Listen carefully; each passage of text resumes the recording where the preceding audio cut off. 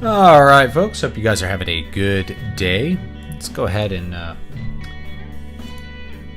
before we jump into it, I just want to do, I'm going to do like maybe a mini review of Dune here to tell you what's up. So the new Dune movie, I guess you guys ground me down and got me to watch it. Everyone's asking, what do you think of the new Dune? I've still never seen a preview or a trailer of it. I watched it on HBO Max because I have access to that, so I didn't have to go to the box office, which is very convenient for me because I basically had to start watching it at 1 a.m. Because of kind of how crazy this week has been. I've had a sick kid who had a stomach thing, and kids with stomach things, requires a lot of attention. He wasn't going to sleep till 1, 2 in the morning because he felt so bad.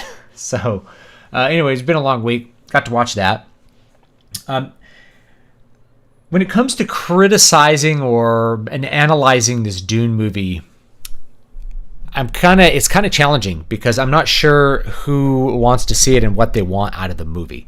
So there's always people who want to see another Dune adaptation, and this is like the third or fourth one. The Lynch movie, there was a sci-fi miniseries, I think, and then this one. So people want this adaptation of Dune. So what do you want out of a Dune adaptation is the question. If you want a visual representation of kind of the mood or feeling of Frank Herbert's Dune, then that movie delivers that. I enjoyed watching the movie overall. I thought it was generally very well produced. So keep that in mind for the rest of the criticisms I'll make. Because when I say if what you want is a visual representation of the first half of the book, then that's what you are going to get. If you want a modern, very gritty, very dark, very stark representation in the movie, that's what you're going to get out of the new Dune movie. So with that out of the way, and the fact that I actually enjoyed watching it, keep that in mind for the next parts. First thing is, this is the most yellow movie I have ever seen in my entire life.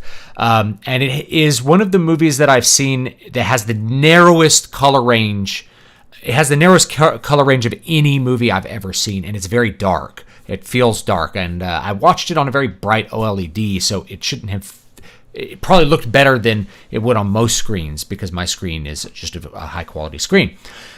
So when I say narrow color range, I mean the only color you'll see in here is very desaturated yellows. Other than some blue eyes, which don't even stand out that much, everything is yellow or like sepia toned. There's no color in this movie whatsoever. In fact, it could have been shot in grayscale, and you probably wouldn't lose anything. And now I'm wondering why Villeneuve, the director, who I don't really know a whole lot about him, but I don't know. I'm wondering why he chose that visual style. I think it works for Dune, actually, because Dune, as a planet, the planet Arrakis, is a very barren and stark sort of place. So the visual style matches that mood of Arrakis, I think, pretty well. But as just as a visual medium that the movie is, it gets a little old to see yellow constantly. I think maybe he chose that narrow color range, and actually there's a pretty narrow dynamic range as well. The blacks are very black, but the bright neutral colors, and mostly everything's in the neutral space, kind of in a yellow tinged neutral space. I think that makes it easier to composite images. In fact, this is an old trick, and I've gone over this with book cover design, is when I do my original composites for a photo composite book cover, I do it in all one color, like red or just black and white. So I do it without any color range at all, one color range. So it's only brightness and darkness within one color. I use a colorized filter for whatever color kind of I'm going for. In this case, for like this book, it was more like an orange color, right? So it makes it really easy to composite stuff. Then when you take that filter away, you can kind of pull more color into it as you go and get a really bright, high contrast cover that's still in a pretty narrow color range. So it makes it easy to composite images. But you get that mood of it the whole way through because it has that narrow color range as well. But it is very dark feeling. I guess the best movie to compare it to in terms of the way the color space feels is probably Ridley Scott's Gladiator, which is a movie where usually if you're doing a Roman movie, it's very bright and white, and in that case it was very dark and kind of sepia toned. And Ridley Scott does that a lot. He uses very narrow color range in his movies to really good effect. Prometheus is very blue. If you watch Prometheus, it's gray and blue. It's very desaturated. So this movie was extremely desaturated and not very colorful at all, compared to, say, the Lynch movie, which is really colorful. It's quite stark. It has the worst score from Hans Zimmer that I've ever heard. This is the worst thing I've ever heard from Hans Zimmer by far. It barely even qualifies as a score, and it is more of a soundtrack. It just kind of goes along with the sounds of the movie and reinforces those more than tries to make music. And at the points where it's trying to make music, it really just sounds like my 6-year-old. Most of the sounds sound like really high production versions of my 6-year-old messing around in Ableton. Like, oh, this is a cool texture. I'm making dissonant noises. In fact, I think it's a perfect example of a modern dissonance score. That is to say, there's no melody. There's nothing memorable about the score at all. Rather, it's big, swelling, loud noises and dissonant chords to just reinforce the mood of what is going on in a particular scene. So like if it's an action scene, it's like a bunch of dissonant stuff to make you feel extra tense and anxious about what's going to happen in the scene. It just reinforces the mood of the movie and doesn't really exist as a musical thing on its own. So the Hans Zimmer score is that way. There's no melody in it, nothing memorable about it. It's very synth heavy. It's just nonstop synth wankery for 2.5 hours. It's by far the worst score I've ever heard from Hans Zimmer. It's bad. At the same time, though, it's kind of good because it functions within that. It reinforces the visual space of the movie being very stark, devoid of color, devoid of contrast, those sorts of things. So it works in a way. It's actually very functional, even though I think it's bad. It functions within the overall context of the movie actually quite well. So I will say it's this weird thing where it's one of the worst scores I've ever heard, but at the same time, it is functional because of the direction that the director chose. Now, here's a bunch of other criticisms. The casting is very, very uneven. I mentioned, what do you want? You want a visual adaptation of Dune? You're not really going to get a story adaptation. And part of it has to do, it's close, like it's maybe slightly closer than Lynch's because like they didn't put in the weirding modules or anything like that. But like the liberties Lynch took still reinforced the mood of Dune and the philosophy of Dune. In this case, that's actually undercut. Like they begin the movie really with this story, this emphasis on some sort of war with the Fremen, which isn't really in the book at all. In fact, Harkonnen just dismisses the Fremen as a non-entity, especially after he reconquers it. Some people are like, the Fremen, we need to worry about them. It's like, nah, we don't need to worry about them. They're nothing. We need to worry about the people in the towns. That's where all the people are. So, it's an attempt by the director to try to create some sort of motivation directed towards the Fremen rather than the Fremen being something unexpected. When Frank Herbert wrote Dune, the Fremen were more like the Arabs in the 6th century and the 7th century, where they just kind of came out of nowhere and created an empire. The House of Islam really rose unexpectedly from nothing to conquer Arabia and all the way up and push up against the Byzantine Empire and conquer the Levant, North Africa, and push into Spain. That massive conquest coming out of the desert was something people didn't expect. Nobody took the Arabs seriously.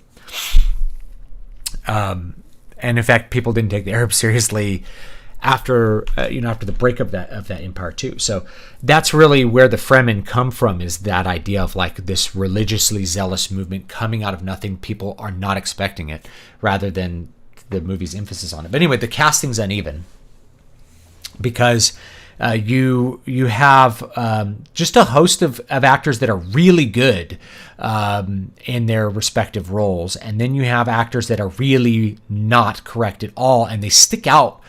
They stick out of the texture of the movie, really like spines, like finding a thorn on something that shouldn't be thorny. It's like, what is this? So what's the actor's name? He was in the newer Star Wars movies. He doesn't work as Leto Atreides at all.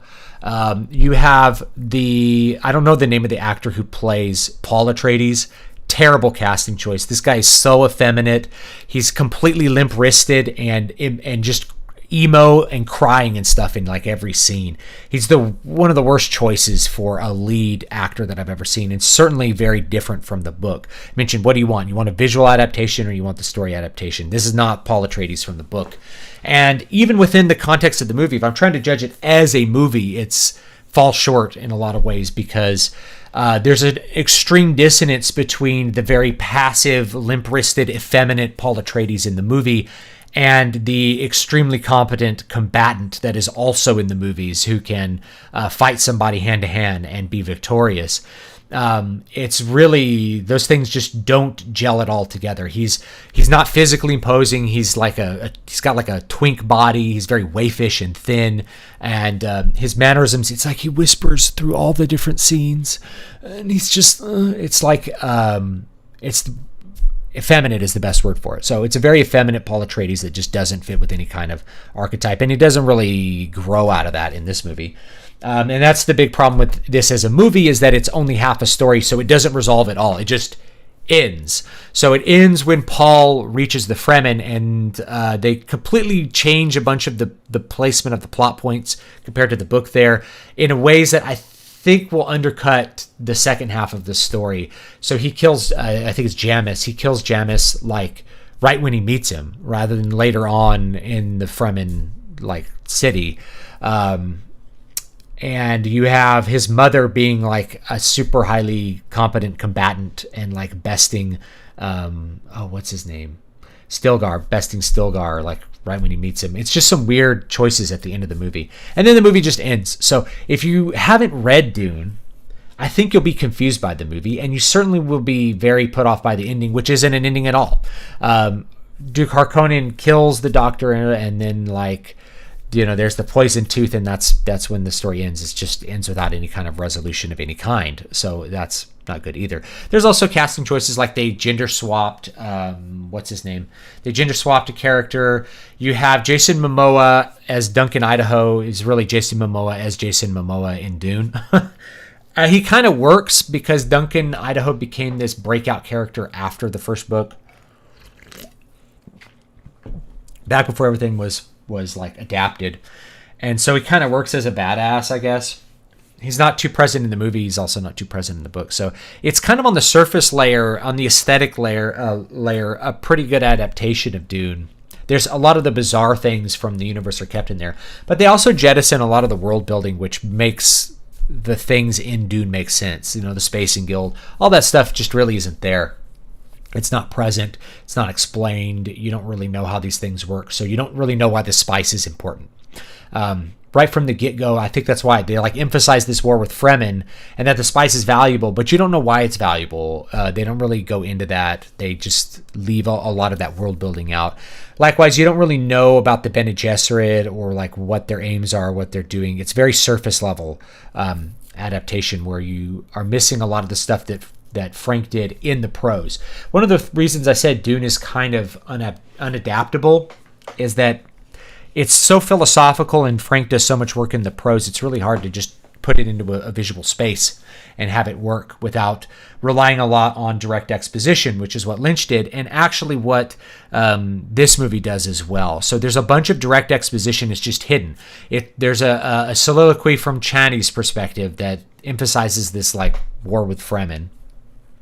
And then there's these little holovids that Paul is watching, which is a really good example of what I've called expositional dialogue in the past. Basically, the vids were telling him things he already knew for the sake of the audience, and it's really obvious. The last thing that really sticks out with these bad casting choices is there's this Hollywood snark dialogue that's inserted into various scenes, especially in the first half of the movie, that really sticks out like a thorn on an otherwise smooth piece of wood. They don't fit the tone of the movie at all. The movie has this very like dour tone, or dour tone, and then you have MCU snark, like kind of snarky dialogue where you're attempting to show a friendly relationship between two characters, but it just comes off as like being very very out of place. So it's a very uneven movie overall, and very, very narrow color space, very yellow. I think it works, and I enjoyed it. But be aware that if you're looking for like a faithful adaptation of Dune, this is another mixed bag. As far as a long series of mixed bags when it comes to adapting Dune. I think a lot of people don't really have the faith to just adapt what Frank wrote.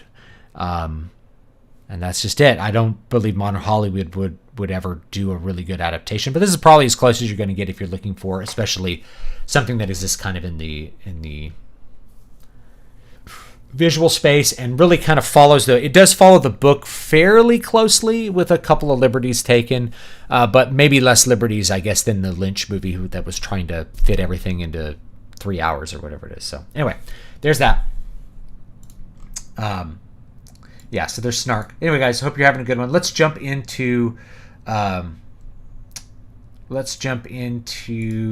Fantasy VI, and maybe we'll answer we'll respond more to chat as we go. Now, the green in Matrix was specific. They chose that green hue, C-dub, because then when you exit the Matrix and it goes away, it's very apparent to you. And then when Neo gets blinded in the third movie and he sees that the real world is actually code, that he never left the Matrix, that's also important. So the use of green is very effective, I think, in Matrix. The bluest movie that I remember was one with Mel Gibson, and I'm trying to remember the name of it, but it's blue the whole way through. For whatever reason, there's just a blue, it's in the blue color space entirely, no other color. Versus Star Wars. Star Wars uses like tons of colors. Now, the first Star Wars movie is a fairly narrow color range because it's on basically on Arrakis, right? It's on Tatooine, which is, to me, very inspired by Arrakis and is intended to be a lot like it, I think, in various ways, including like sand people being out there. And then you're in space, which is pretty stark, and you're on the Death Star, which is supposed to be pretty stark. So there's not a lot of color in that first Star Wars movie, but in all the others, there's lots of colors, and especially the prequels, there's a ton of different colors. So it exists in a lot of different colors there. I've heard multiple people who've read the book say that Paul in the book was shrimpy and effeminate as well. I know he's actually pretty competent and very self-confident. They have this scene where he's like, "Oh, I don't want to rule" in the movie, and it's like, it's not really Paul from the book. Like, he grows from being a boy into really a messiah. So he's inexperienced, but he's not like sitting around crying about everything. Yeah. Yeah, he never left the Matrix. That's what it was. That's why he cries. He's crying at the end, not just because Trinity is dead. Why does he give himself up at the end? It's because he realizes he can't escape the Matrix and no one can. So he needs to provide for the people who are in the free, quote, the free city, because they are still in the Matrix. They're in the Matrix that they chose. They couldn't accept the virtual Matrix, so they're in another Matrix. And it's just sort of an acceptance of that you can't really escape reality. It's like another level of the Gnostic metaphor, Kai. So, yeah. So, yeah, from what I said about it, you don't want to see it. Like I said, I enjoyed it. Keep that in mind. I enjoyed the experience quite a bit. And I thought some of the actors were really, really good. And I liked the sound design a lot. I didn't cover the sound design. It's very, it's great sound design. And the score kind of works with it, but it's really not good music. And yeah, I didn't really like the casting of Paul. I don't think he really works well at all. So that's that. So that score by Hans Zimmer's Cat on Piano. The truth is, Hans Zimmer's always scored movies by goofing around at his keyboard, and then that gets handed off to a fleet. Hans Zimmer may not even be able to read music. I've heard he can't read music from people, I guess, who are on the inside. It gets handed off to a fleet of like composition students at USC or Cal Arts, and then they orchestrate it. So you'll see a bunch of orchestration credits on Hans Zimmer scores. So what they do is they take his little keyboard wankery and then they set it, they put it into the orchestra, and then they Hans will be like, this is a brass part, this is strings, and then they'll just put it into those parts. They'll orchestrate it correctly. So it's arranged by other people, and Hans just kind of goofs off at the keyboard and does a lot of live composition and a lot of improvisation. And you can, once you understand that, once you know that, when you listen to his scores, you'll hear it a lot. You're like, yeah, it basically sounds like someone messing around at a keyboard at this part. It sounds kind of improvisational and really simplistic in a lot of cases. I don't think he's a great composer, but he ends up doing good scores because I guess that method ends up working. You know, he's done a lot of, I think, good scores. YouTube hasn't recommended my videos for a long time. You know, thanks for stopping by, Samurai. Yeah, I got kicked out of the algorithm a while ago, like 2 years ago. I had all my views dropped by like 80%.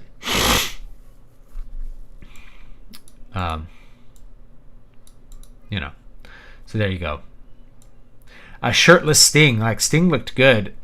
What are your thoughts on Truth Social? I don't think it'll come to anything, and frankly, I mean, the idea of Trump doing a social media network, he has a big enough name, he could probably do it, but it's 4 or 5 years too late. He probably needed to do that a long time ago, and now I don't know if anyone will take it seriously. As I have grown, I prefer the last 3 Frank Herbert books over the first 3. The Concepts of the Golden Path and Scattering, and Emperor So Controlling That Humanity Changes. I wouldn't agree 100%, but I would say my first book is still the favorite, and I really ended up growing to like those later 3 books, which were God, Emperor, Dune, Chapter House Dune was the last one. There's one more I'm thinking of. For some reason, I forgot the name. But I really ended up liking God, Emperor of Dune. And that philosophical bent towards the plot, I feel like the plots really pick up there. Dune Messiah, Children of Dune, they're okay. But yeah, as I've grown, they're really not my favorite. The later ones I end up liking more because they're more interesting. All right. Let's play a game here. Boop, boop, boop. Here we go. Make sure we got some sound here. 1994. Whoops. Yeah.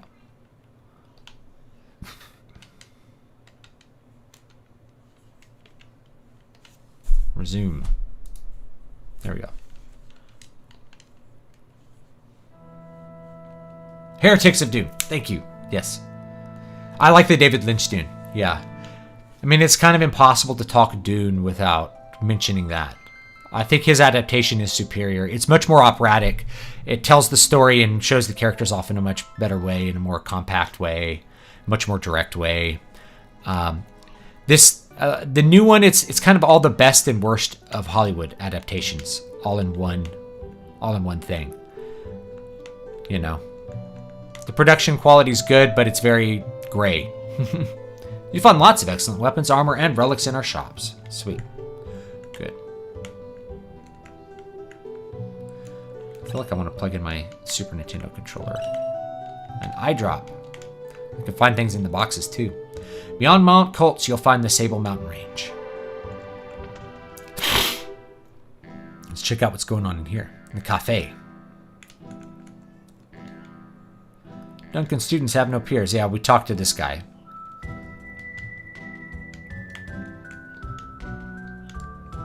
The dog eats strangers. I like the music. Go to the end. I think we already stayed at the end. We can still look around. Alright, I think we did all this.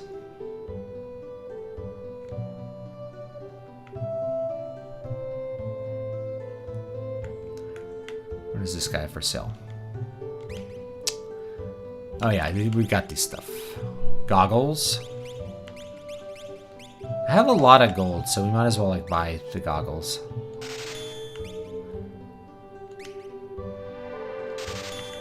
And the star pendant. Protects party members who are low on HP. Dark and Petrified. Equip some of those.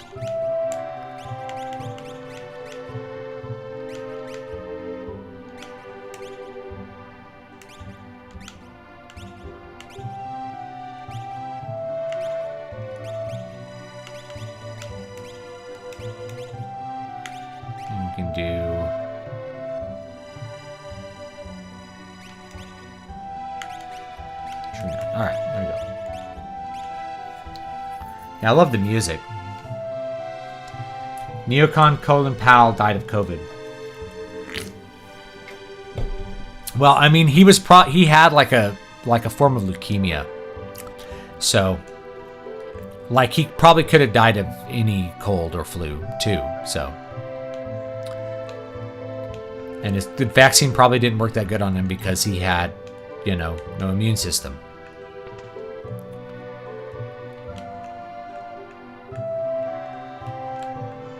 Or he died because you didn't take the vaccine. Has war really begun? Maybe you could feel good about that. I don't know.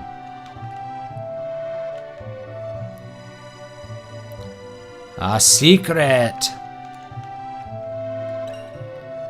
Ooh, I got an elixir. Is this a secret?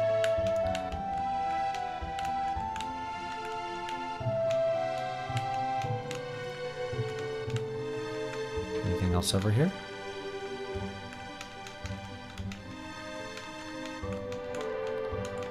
Alright, I guess that's it. That elixir is totally worth it, though. It's Chad. His little bro is Sigma. Sorry, what's our names here? Chad, Key, instead of Lock, and his brother's Sigma. What did she say? Right.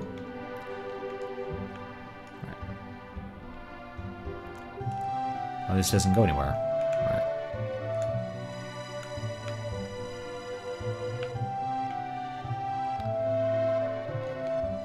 Did you hear? Figaro Castle sank into the sand. You couldn't find it even if you knew where to look.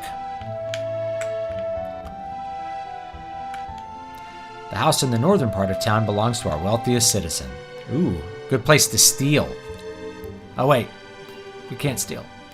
This town will go down fighting. Even with their Magitech armor, we'll make it tough on them. Duncan's house. My husband, Duncan, is a world-famous martial artist. He's taking his disciples to Mount Colts for meditation and training.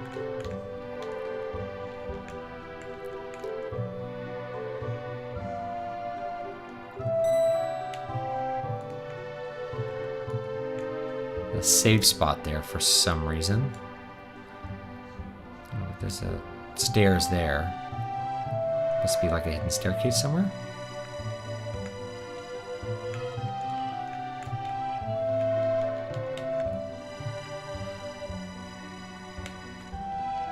Alright, ready to talk to this guy? Get around him. Okay, little dude, let me walk around you. Just once, I want them to make the good guys an empire and the bad guys a republic, just to mix things up.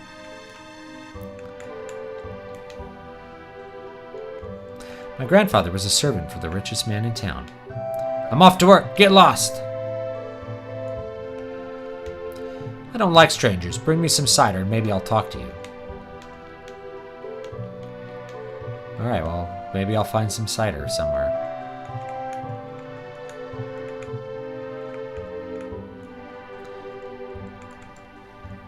I feel like if I could plug in my Super Nintendo controller, things would be better. Receive tonic.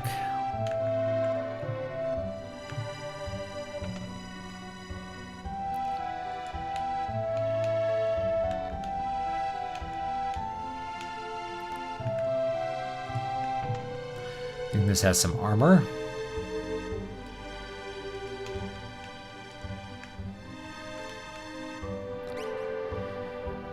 Let's see, we got some bucklers. I'll buy a heavy shield. A hairband. A plumed hat. Cotton robe. Kung fu suit. And a plumed hat. Buy one of everything.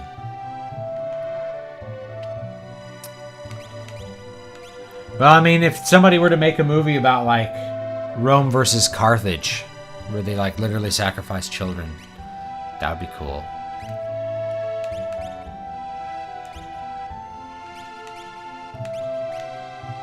Kung Fu suit. Mithril shield.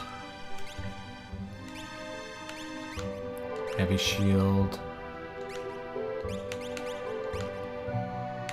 Hairband. Cotton robe. Alright.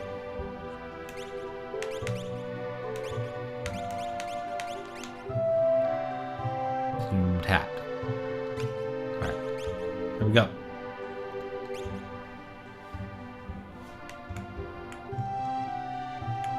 Oh, that's okay. Save points from when Locke infiltrates the town. Okay. That makes sense. A mithril knife, mithril blade, regal cutlass, noise blaster. Buy a regal cutlass.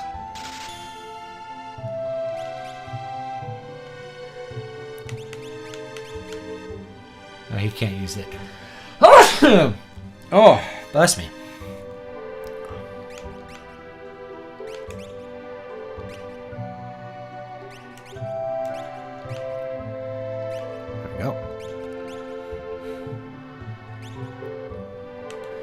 You heard it's Roman propaganda. Archaeologists have uncovered evidence of actual human sacrifice in Carthage. It wasn't just Roman propaganda.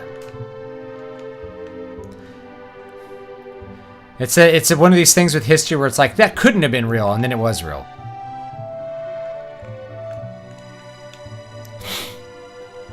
Let's see what I got here. If I need anything. Might buy one of those. Sleeping bag, tent. We're good.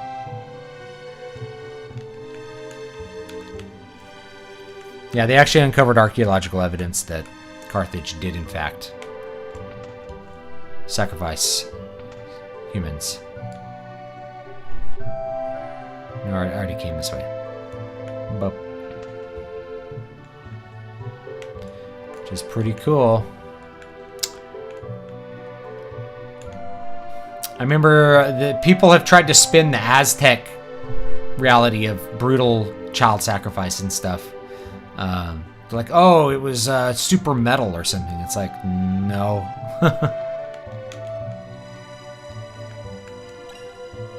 Warpstone. Alright. Let's go to the rich guy's house. I think we talked to someone there. I don't remember. This is great because I don't really remember a lot about where you're supposed to go or what you're supposed to do in this game.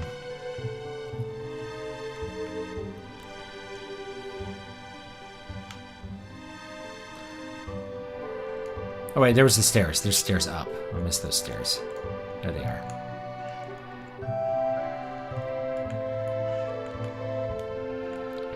Check in here. Attack from the east. That way? Hey, what do you think you're doing? Barging in here while I'm trying to write a letter. Humph! Sorry, even a millionaire could be startled. There's always a nasty draft in this room. Where's it coming from? Oh, there's a secret passage, huh?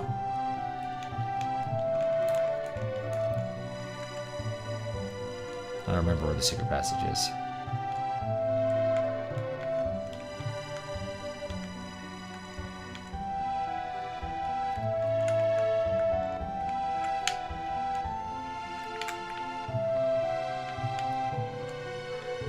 There it is.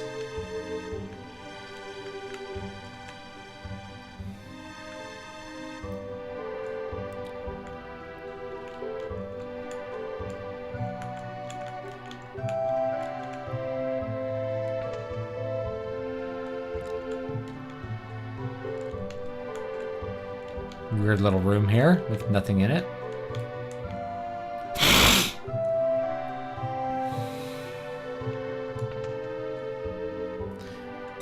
Always amazed at how easily people can dismiss the lives of their fellow man when convenient. It's true.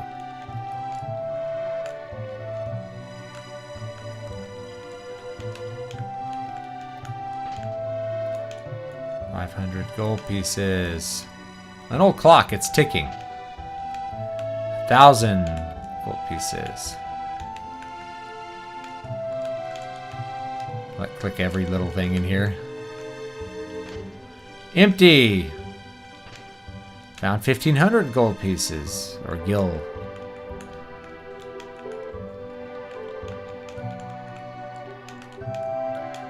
Like how they have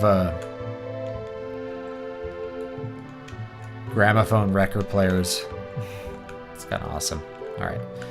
Got some treasure here. In this little storehouse. Alright. Watched the Nova documentary on different media like papyrus paper and printing press. Sadly went out of its way to put down Europe and the West and ignore the horrors of Eastern despots. Yeah. They always do that.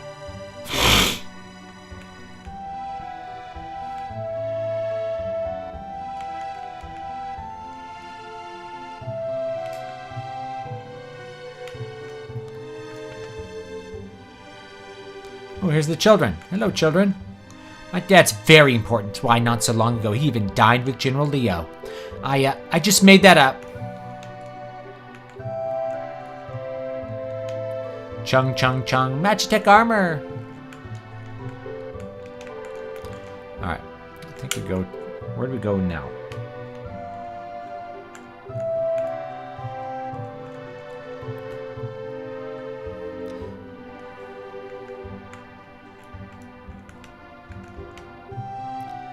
Alright. I'm not sure where we're supposed to go now.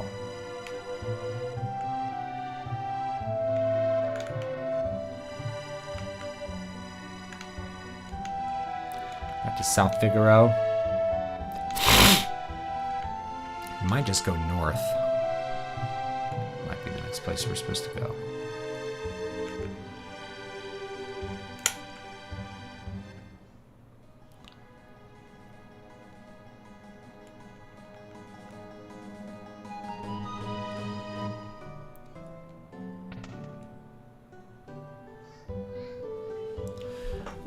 What's that smell? What is that smell?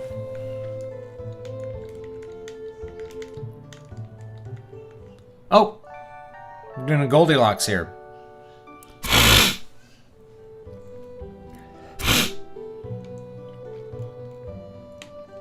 I guess I got to rest for free. These dishes, they were his favorite. Receive tonic. Oh, and then I can go to sleep in the other one.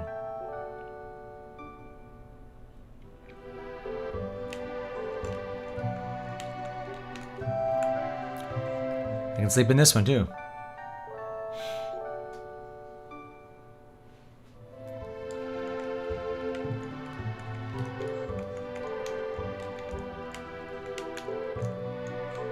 And this is his favorite tea.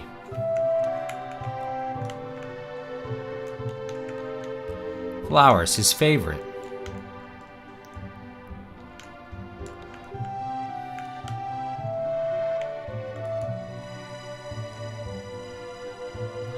Sigma, he was here?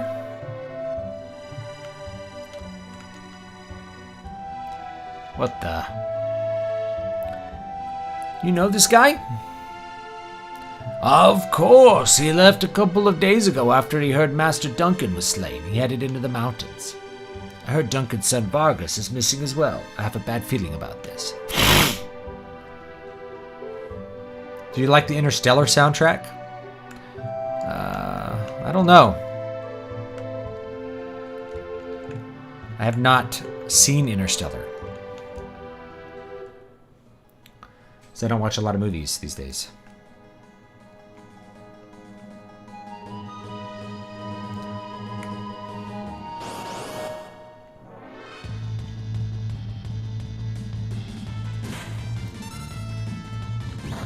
Let's see what these squirrels have.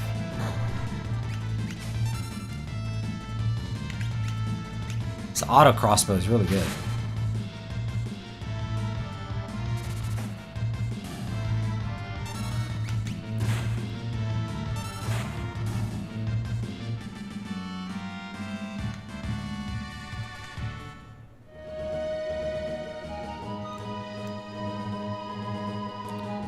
Here's the mountain path.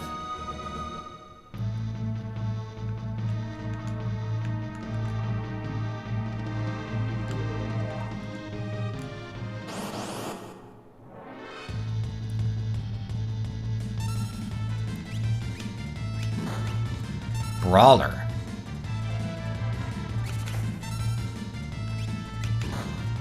Let's see if these guys have anything good. Couldn't steal.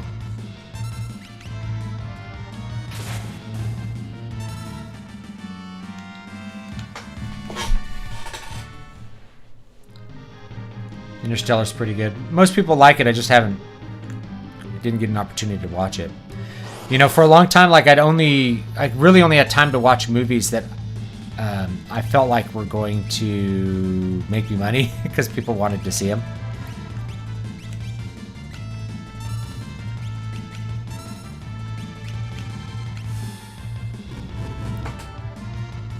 Because I have so little free time. People don't really realize that, like, when you don't have a lot of free time, you really have to prioritize what you're going to do. If you're single and you're unmarried and you are not working your butt off, then it's pretty easy to be like, I feel like watching a movie tonight and I shall. But for me to say I feel like watching a movie tonight and I shall, it means I'm going to be up till 4 a.m. Because I'm not reasonably free to do anything till after midnight. A lot of nights, at least. And that's just kind of how it is. So I have to really prioritize like what I'm going to spend my time on.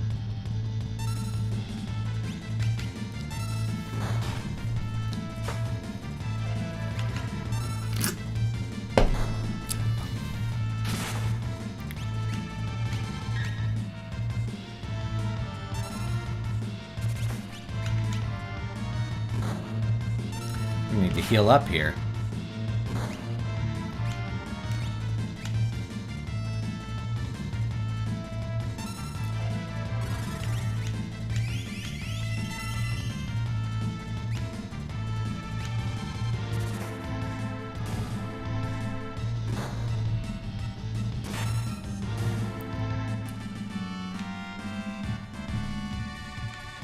Go. Buy Edgar a drill from his castle when you get a chance. That'll be his best single target attack until he gets the chainsaw from Zozo. Maybe, yeah. Let's see our skills. Items. Tonic.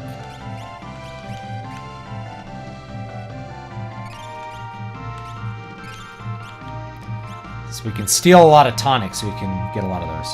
Heard word of mouth that Stellan Skarsgård's performance as Baron Harkonnen is the best in the movie. It is, by far. But it's a different kind of Baron. It's like a more dangerous Baron, rather than a... one that is... Like in, say, the Lynch movie, it's very... Like, he's a very disgusting... pedophile, like covered in sores. In this one, he's like more frighteningly cunning.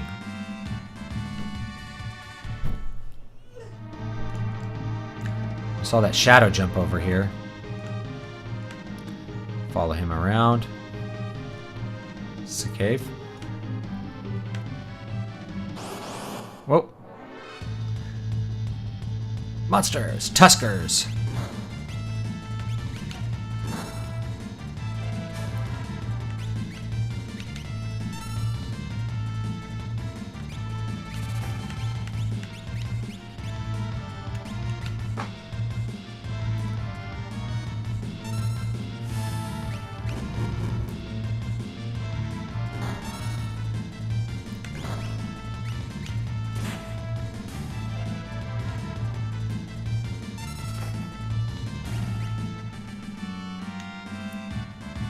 Yeah, he's frighteningly cunning in the book, but he's also disgusting and evil, and like so we're not seeing as much of his like absolutely disgusting qualities.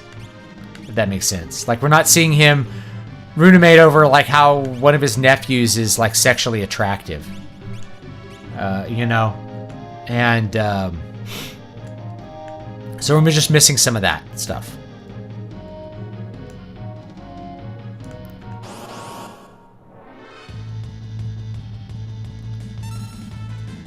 But like, yeah, Stellan has like this, I don't know, he really can control the scene. He's just, he's really good in the movie.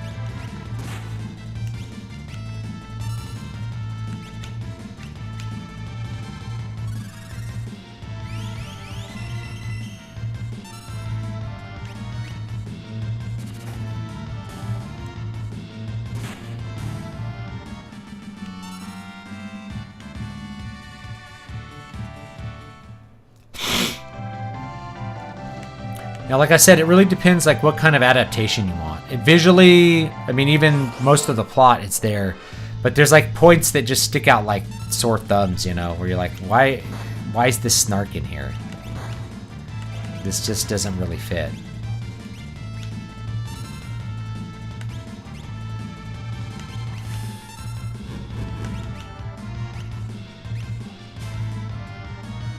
Couldn't steal.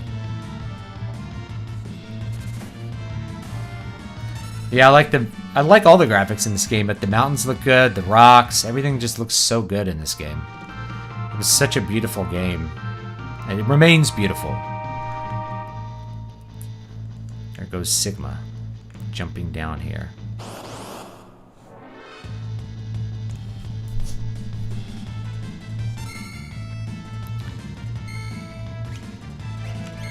Let's see if I can steal from those guys.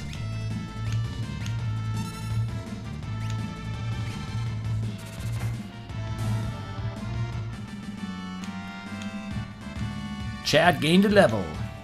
These guys drop a lot of gold. Been like too conservative with my gold so far. Yeah, it's such a jump in visual quality, at least for sure, that it looks like it's a generation ahead.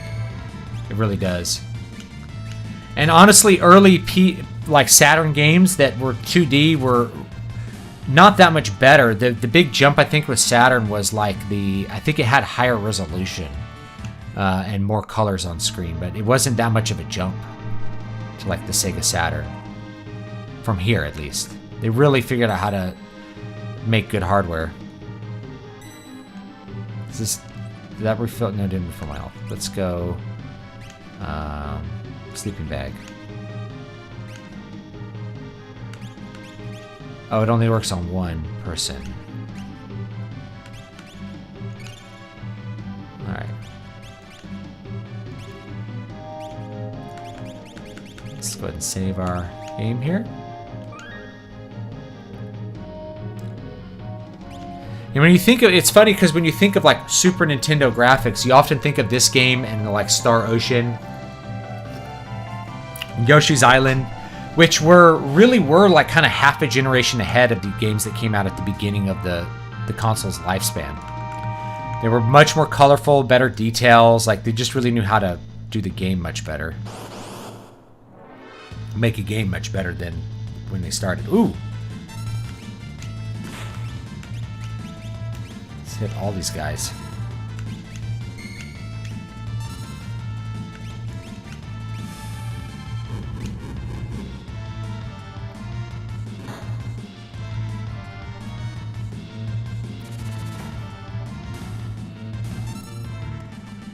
Alright, well that killed them all.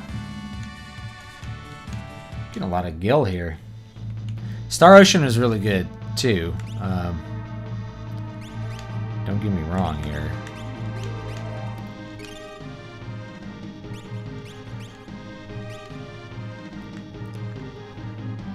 Oh yeah, these games were such high fidelity, such high sound quality.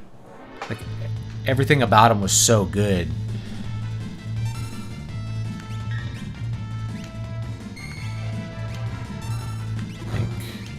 I'm gonna steal from this guy and see if he has anything.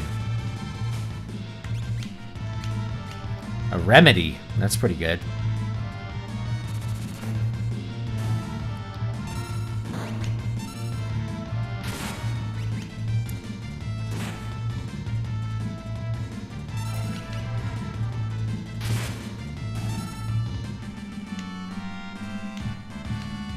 Got a soft.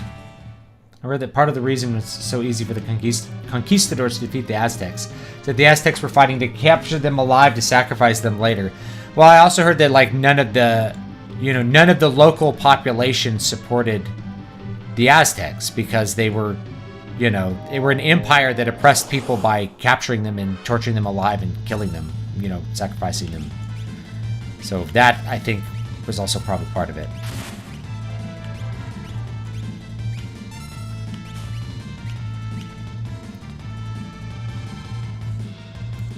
Everybody fawns over Donkey Kong Country because it's faux 3D, but this is as big as an aesthetic achievement. I think it's a bigger one. I think Donkey Kong Country looked pretty good but I don't think it holds up nearly as well as this does. I mean, like, look at all the different colors, like with this mountain background where they used a transparency layer to paint it this different color, and the clouds and the grass. Like, it just looks fantastic. It's just a beautiful game. I think, you know, for best looking Super Nintendo game, I think the debate is maybe this or Star Ocean, if I'm being honest. Maybe Yoshi's Island. I don't know. Yoshi's Island looks pretty good. It's gotta pump up that health here.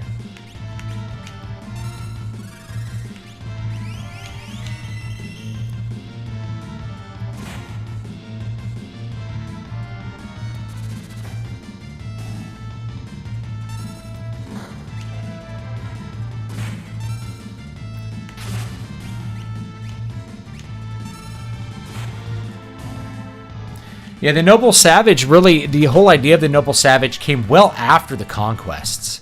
It was really a 19th century idea. It's completely separated from the reality of what went on in the Americas and what the people in the Americas were actually like. So, you know, I point that out. When I say 19th century, I mean it was like very popular among Europeans who lived in the cities in the 19th century. Who really were truly the Romantic period. They were romanticizing what it meant to be close to nature, because they weren't close to nature. You know, they lived in a very domesticated environment, just like today. People like to romanticize nature a lot because they don't live in nature. They don't have to tame nature. They don't spend a lot of time in the woods dealing with the harsh realities of a world where, you know, clean water is not delivered into your faucet. You know, think about the number of people who are environmentalists who've never been to the dump.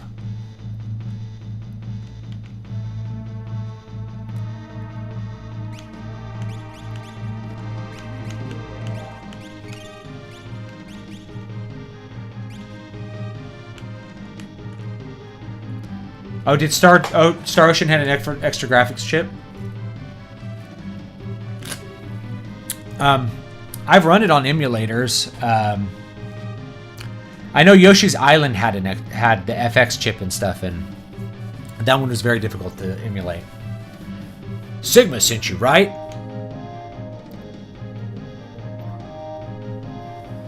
Who are you? Sigma. Is he here? You were shadowing us earlier, right? Brilliant! And how unlucky it is that you have run into me. Should have pumped up my health a little bit more. Ooh.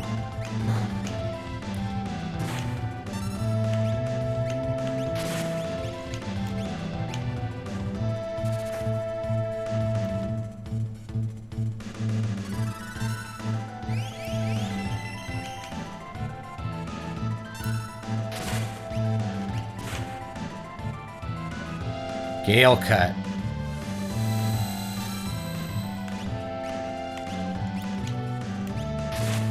Oh, he's dead.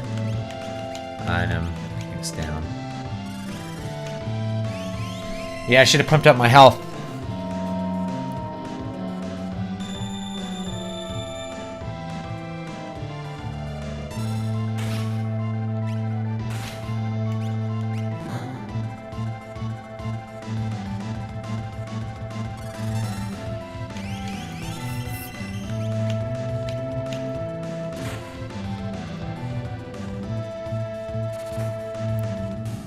There we go.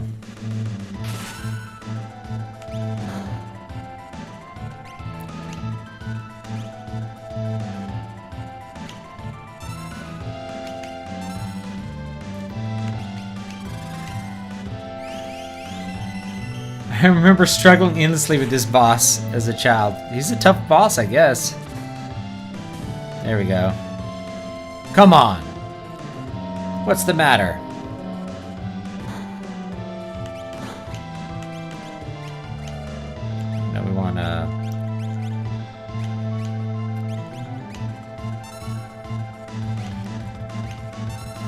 think I could steal something from him, though. I think auto crossbow still hits harder than his regular weapon. We'll see. Yeah, it does. Let's see what fire does.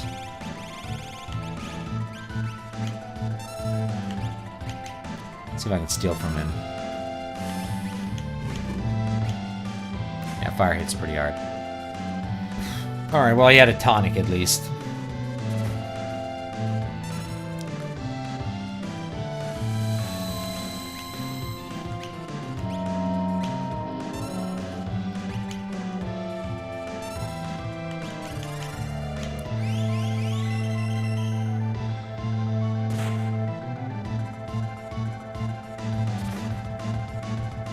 Enough!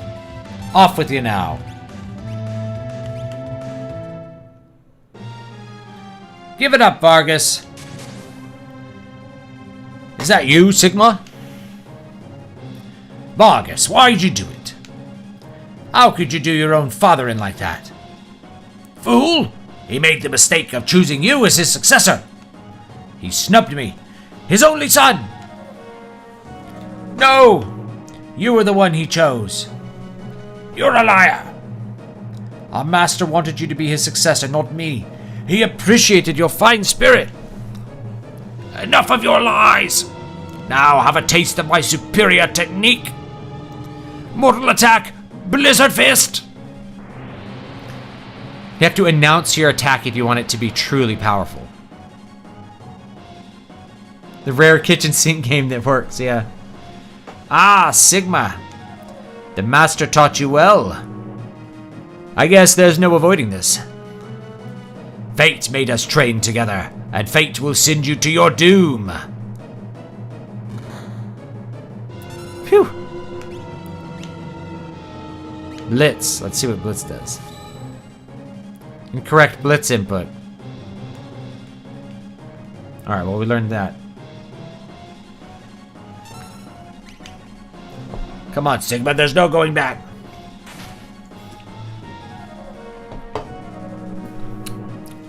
We have the Doom timer. Come on, what's the matter? This sounds like the boss music from Link to the Past.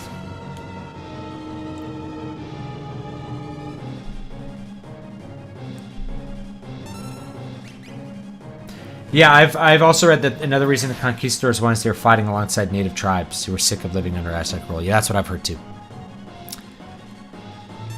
They didn't like being having to give people up for human sacrifice, so they were pretty happy to work with the conquistadors. Time to put an end to this! The master's teachings. Must use a Blitz technique. Choose Blitz. Press the control pad left. Right, left, then press the A button. How to use Blitz. Choose Blitz and press the A button. When the cursor appears, enter your technique.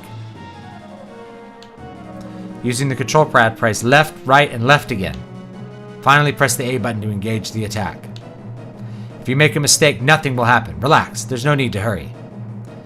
Sigma, choose Blitz. Press the control pad left, right, left. Then press A!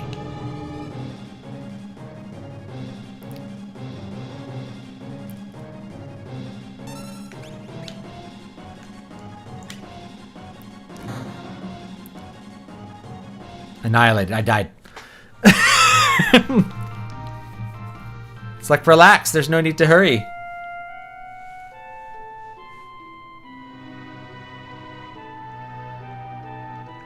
I think because I'm playing this on a 360 controller here, that the control pad's really bad, so it's very imprecise. I'll probably need to use a different controller. All right, we'll have to do all that again. Unfortunately.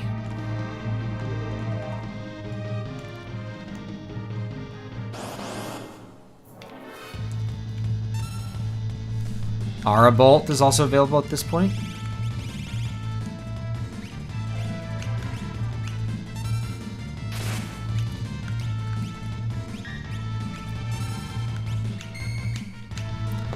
We'll just get back there really quick.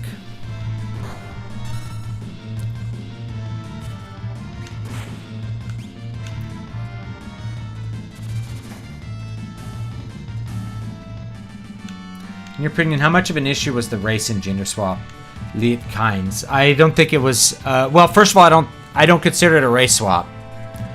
I always pretty much imagined the Fremen as very dark skinned, but you know, that's not like emphasized in the book. But the gender swap didn't really matter because the sexuality of the character didn't really matter that much. So overall, I don't think it impacted the movie very much. That's my opinion.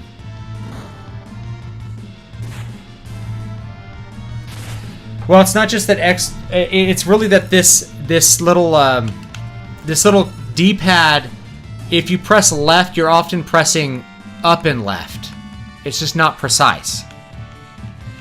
So it's really that I probably didn't do left, right, left correctly.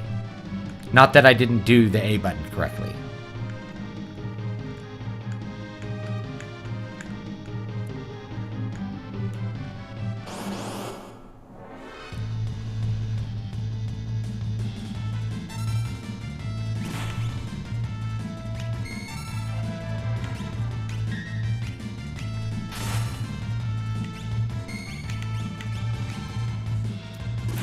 Oh, he died.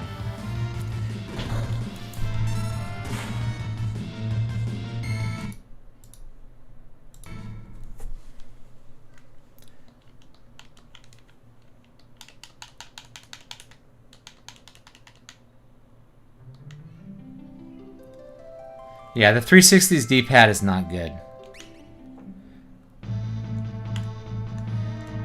It's really bad, so it's not good for this. Really at all. I need to go get my Super Nintendo controller out, really. I just didn't have time before this to go like dig out other controllers. I could go get my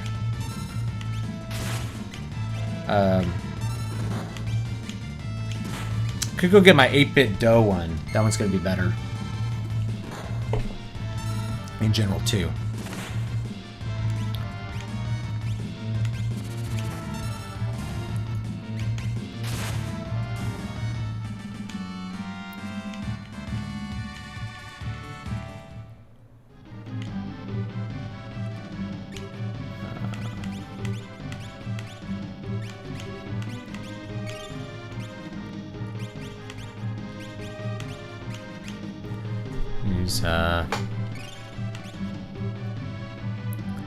Really don't want to use like any EMP going up to the boss. If I can.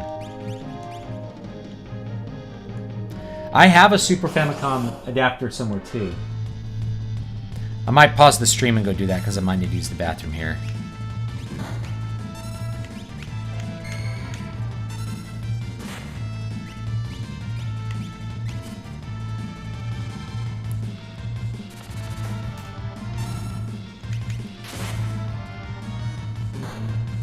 What are your thoughts on the painter Edward Hopper?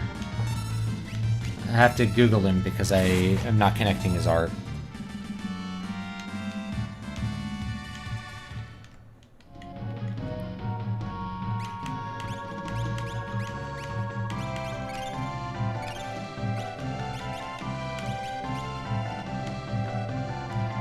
Sabin should have Arbolt and Suplex by now.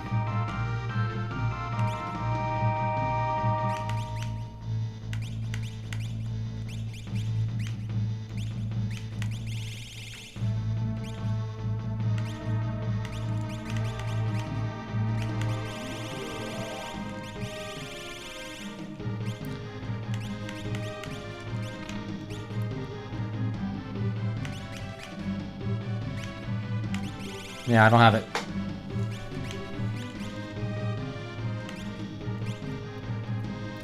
Don't have it.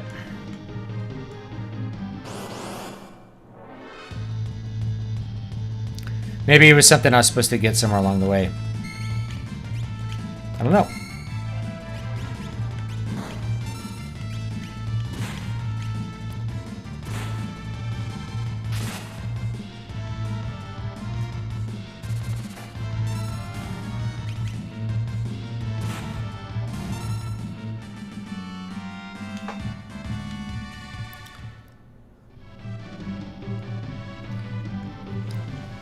think what I actually might do here is I'm going to go find a different controller real quick and use the bathroom, so you guys can listen to music for just a minute.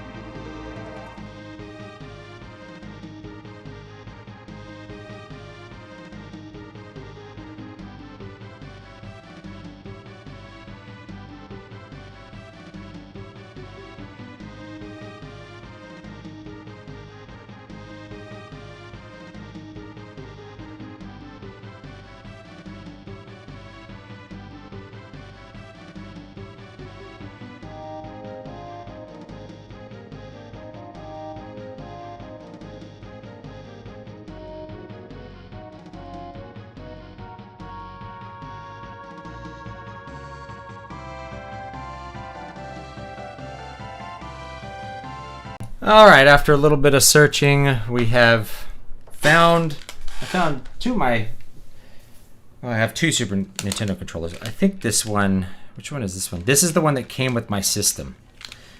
So I had two that came with the system back in 1990, 91. This is one of them. And so we used to just wrap the cords around the controller. I really ought to get out of that habit because it's not good for the cords. But I have a little USB adapter. So that should solve this problem. Or maybe it won't. Let's find out. Let's find out. May have to like configure it real quick.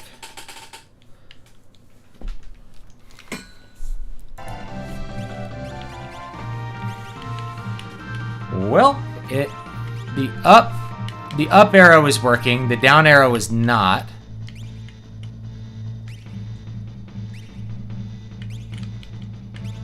So that's interesting.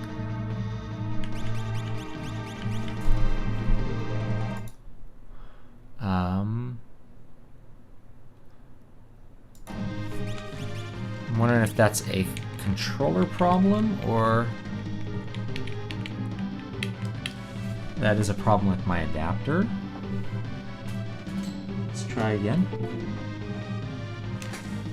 Make sure that this is actually connected, right?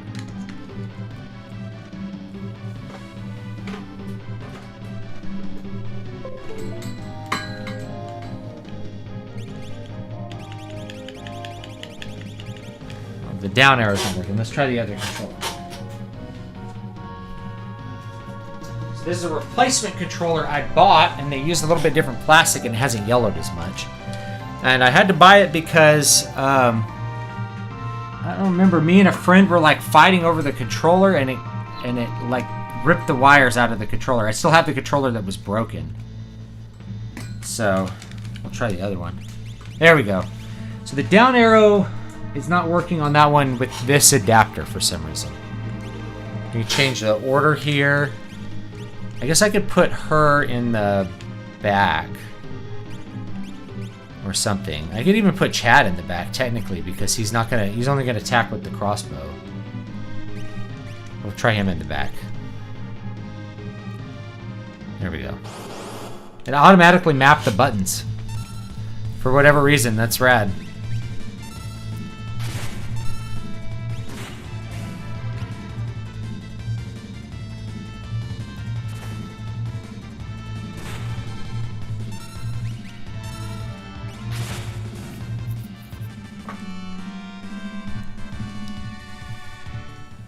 There we go. I don't know, the Super Nintendo controller, it feels like so tiny in my hands now when I like pick it up. I beat Super Meat Boy with this thing though, so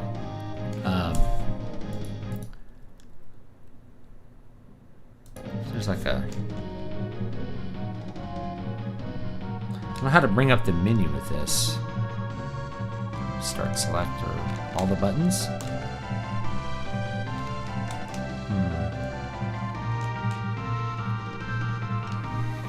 Maybe I might need to plug in the 360 controller just to like bring up the menu.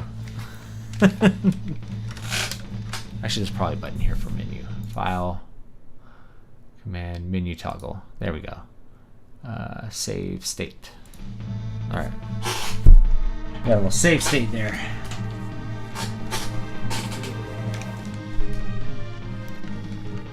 Go item. Pump everybody up.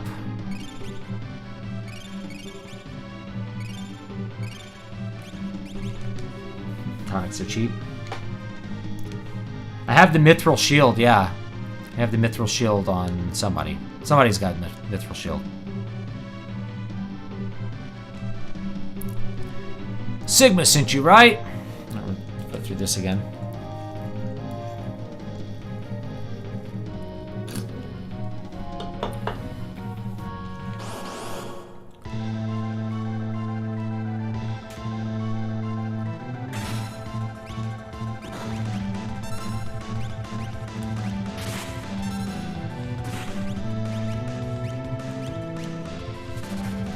just feels right with the right controller. You know, when you have the correct controller, things usually end up feeling right. I'm going to turn up my camera gain a little bit. It's starting to get dark out there. Rain's coming in.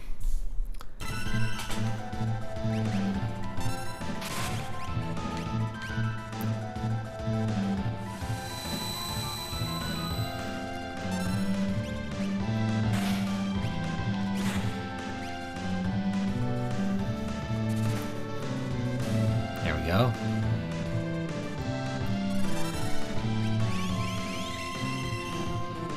I like how the bears are called Eepoo. Winnie the Pooh! Yeah, the Bronze Age collapse is really interesting, Rumble. You had these palatial complexes that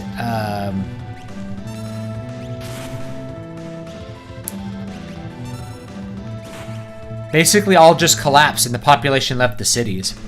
Now, if a lot of people have kind of conjectured like what caused it. Economic collapse might have caused it. It also might have been a result of some amount of depopulation. And the thing is that in order for cities to exist, you have to have a lot of excess population. Cities don't exist without like a highly efficient agricultural sector. So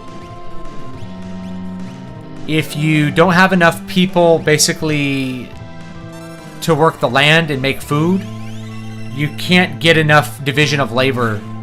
You can't get enough people. You can't get enough economic efficiency for a city to exist. This happened with the collapse of the Western Roman Empire.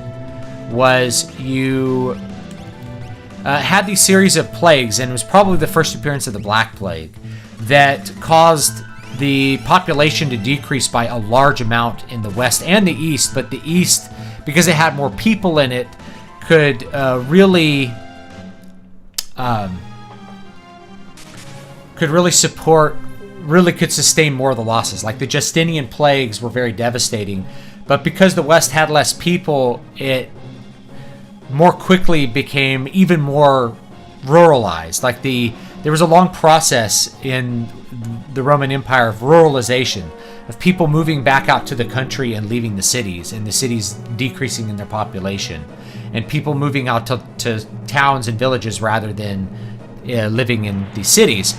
And I think between about the 3rd century at its 2nd or 3rd century at its peak to the 7th century, you had Rome's population decreased by 95%. It went from a city of 1 million to a city of like 35,000. And part of that is that people left Rome and went back out into the country, but part of it is that people had really had to go back into the country because there weren't enough farmers. Like the farmers died too, so that meant you had to leave. In order to feed yourself, you had to go work the land again. There wasn't enough excess population to support like an economy. So the economic collapse was due to the fact that you have a population to collapse. When the population collapses, you can't have as much division of labor. One of the reasons you had a dark age was you didn't have enough division of labor for there to be widespread clerics. You didn't have a lot of literacy because there weren't enough extra people to be clerics. So all the clerics ended up being in the church. It was the church that really preserved all the knowledge through that population collapse. All right, Blitz Technique. Choose Blitz, press the control pad left, right, left, then press the A button. Whoa. How to use Blitz. I like how they tell it to you like 4 times here. It's good. Xi Jinping has entered the chat and wants to know your location. I didn't call him Winnie the Pooh. I just said this bear is Winnie the Pooh.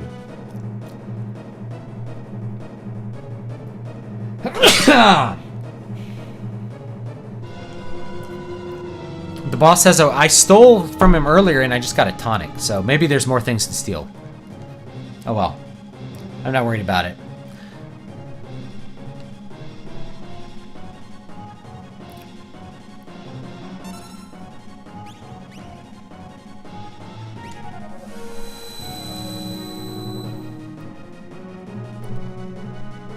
Pummel.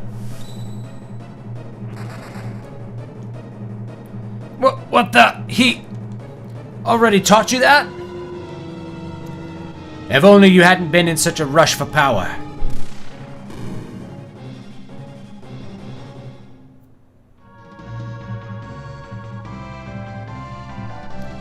Sigma.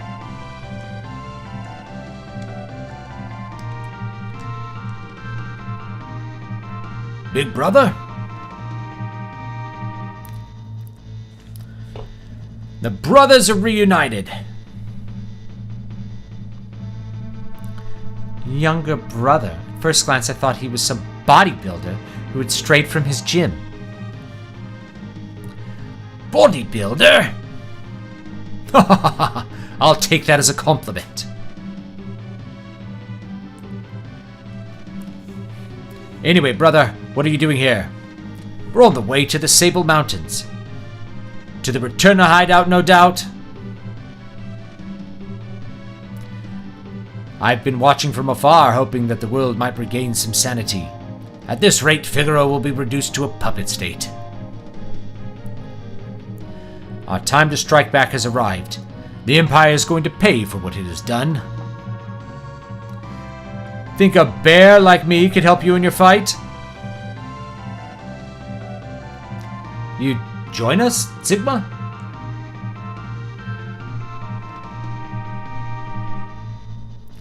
I think Duncan would rest easier if he knew his disciple played a part in bringing peace to the world. Let's get going. All right.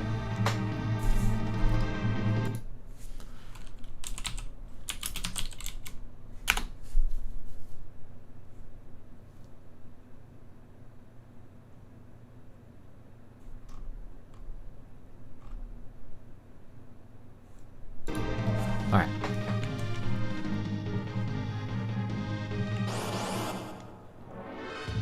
Oh, he still has 3 health. Not good. I should have healed up. All right.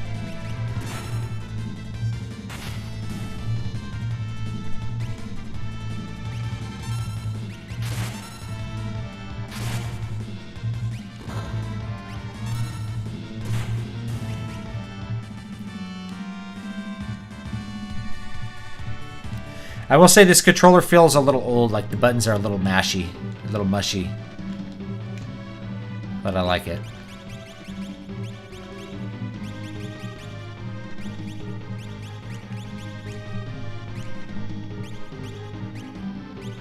Maybe there was a magic shop where I was supposed to buy something. I don't know.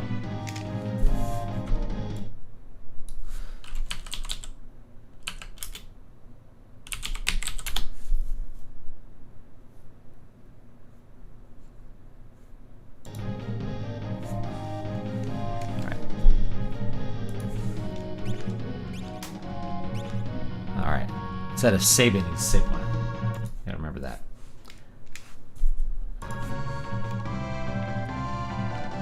There we go.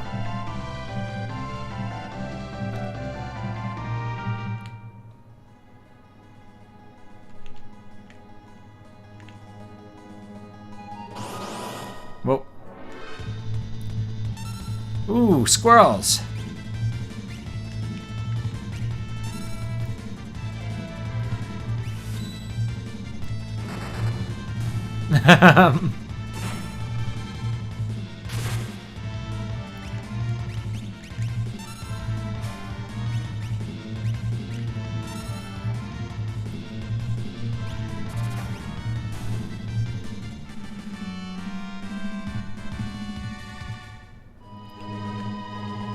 Oh, you can check them under skills. Thank you.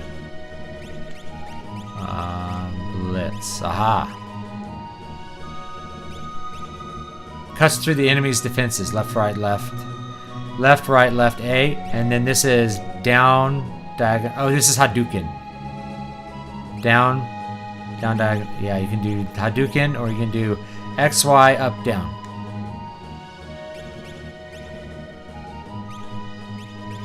That's cool.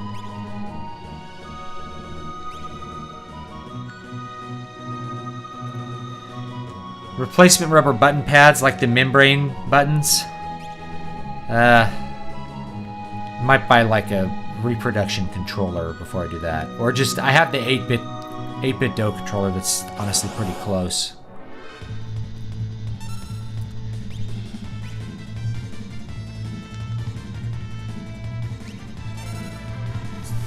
Let's see what this does. Incorrect Blitz input. Oh, that didn't work. Alright.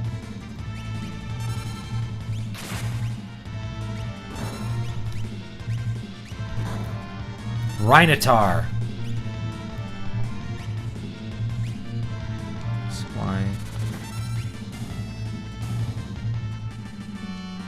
Have to check them again. We'll learn these Blitz inputs.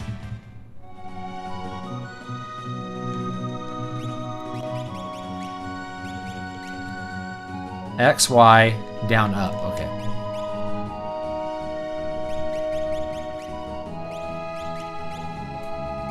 Puts the drop on an enemy. Okay, what is this? I'm not sure what this... Returner's Hideout. King Chad, this way, please. King Chad. He's a king and a Chad.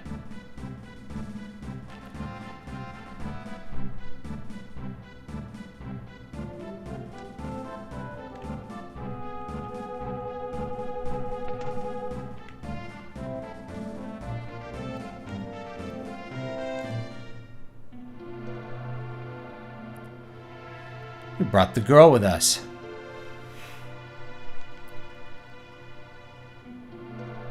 Is she the girl who can talk to espers? Espers? Seemed the Empire had complete control over her.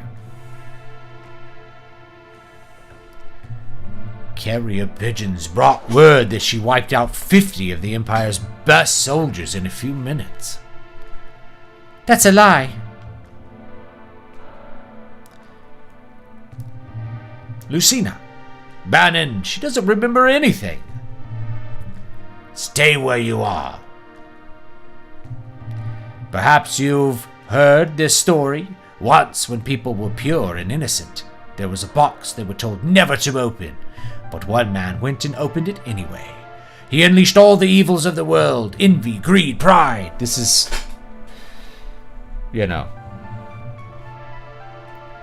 violence, control. All that was left in the box was a single ray of light, hope. Now we confront those evils. It's Pandora's box. The idea that hope was in Pandora's box is that it remained in the box, that we didn't have it. And you are that last ray of light, our only hope.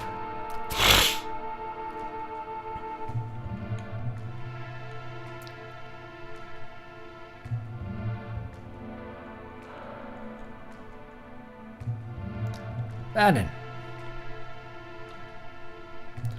I'm so tired. Let me rest a while.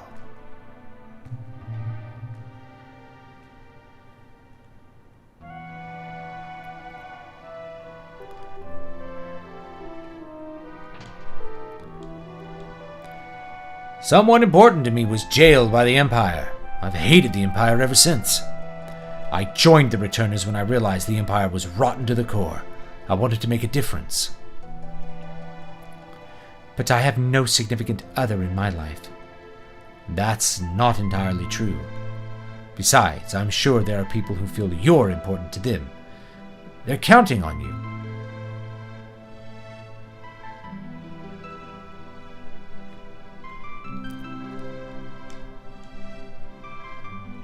She doesn't have the sprint shoes, so she has to walk slow.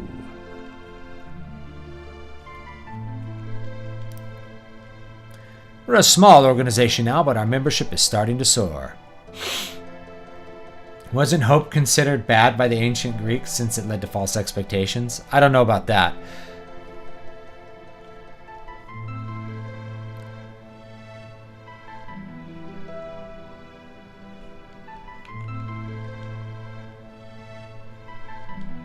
Please join in our battle. Air Lancet. Phoenix down. True Knight. Antidote. Tincture.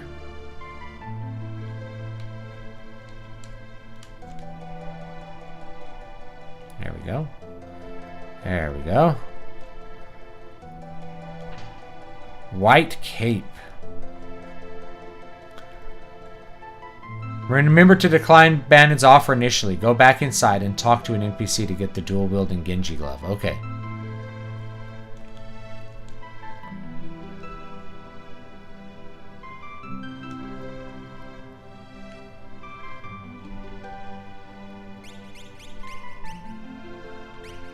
I guess I can...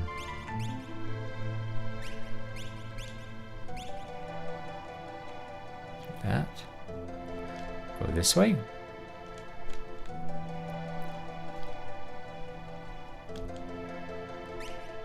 Oh, we can buy some stuff here.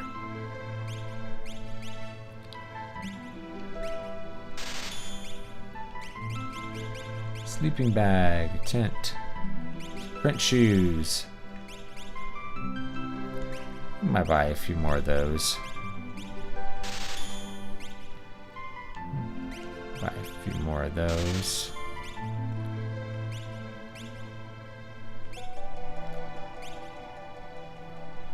I guess I'll buy a tent. I might use it later. The real moral of the fable is to work against evil, not stick your head in the sand. It's true. The only thing I can add is that you can trust my brother implicitly. He's always been fair with me. You can trust him, Lucina. But don't you dare tell him I said that. Ha ha ha ha!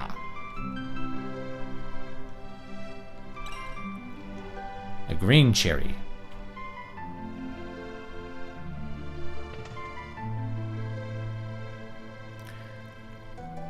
I go here. All right. It's gonna be tough to talk you into helping us. If we push you too hard, we're no different than the Empire. So we want you to make up your own mind.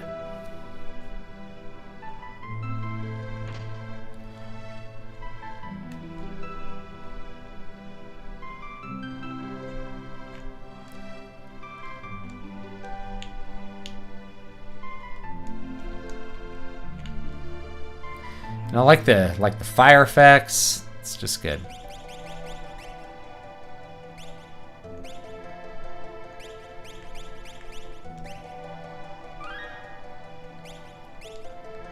There we go.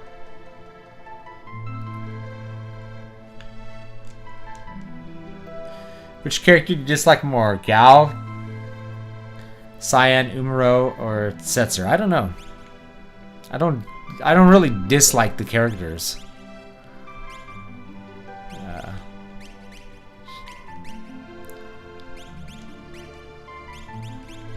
Hairband, cotton rope. Okay. Is it Cayenne or Cyan? I've always pronounced it Cayenne, and someone was like, "No, it's Cyan." Like, why isn't it not S?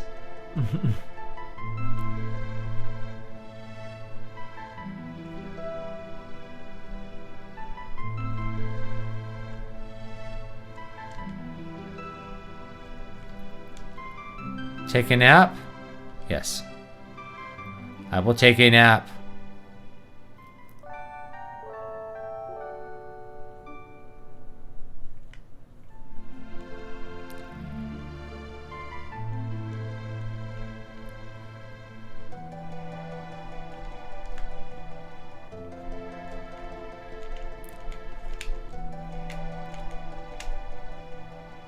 All right.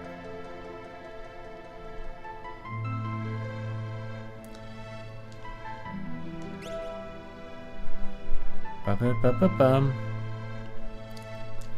Bum, bum. It's Cayenne. Cayenne.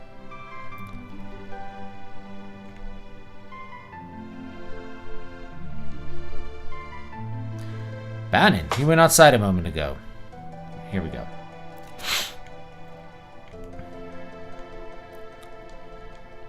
Have you made a decision? Will you become our last ray of hope? No. I see.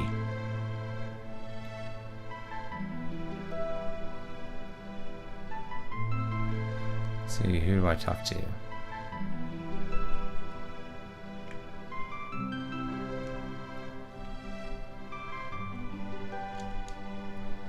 I understand you're uneasy, but even as we speak, innocent lives are being lost. Please, we need your abilities. This relic will keep you safe. Received Genji Glove. Alright.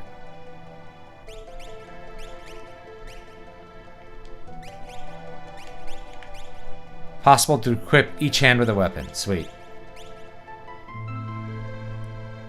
The kana in his name are Cayenne. There we go. Brian has the answer. Yeah, I always thought it was Cayenne.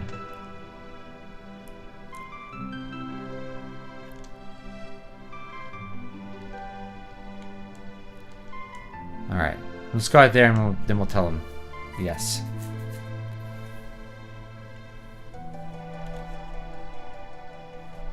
Alright, thanks for the tip. Thanks for the tip, guys. Yes. You will? Really? But I'm scared. If everyone works together, we'll be successful. Never give up hope.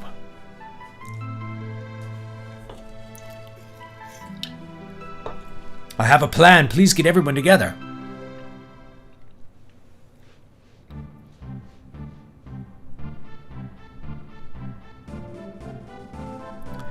Right. We all know that the Empire is using Magitech power in battle. The point is, how has the Empire created it? I had Key look into the rumor that the Empire is forcing the world's finest scholars to study espers. All the trouble in Narsh is over the esper too. You mean there's some connection between espers and Magitech? I can only recall one thing linking espers with Magitech power. You don't mean? Indeed, the ancient War of the Magi. No, it can't be. My grandma used to tell me stories about magical machines. Could they have been true? Could that ancient tragedy be playing out once again? It's just speculation. But historical studies have provided a number of conflicting and frightening theories. According to one theory, humans and machines were imbued with powers drained from espers. That could explain Magitech power. We can only fight Magitech enemies with Magitech weapons. It's risky, but if we have Lucina, speak with that esper, it might just wake up. I wonder if that's wise. Who can say? Regardless, we need Lucina's help. Lucina.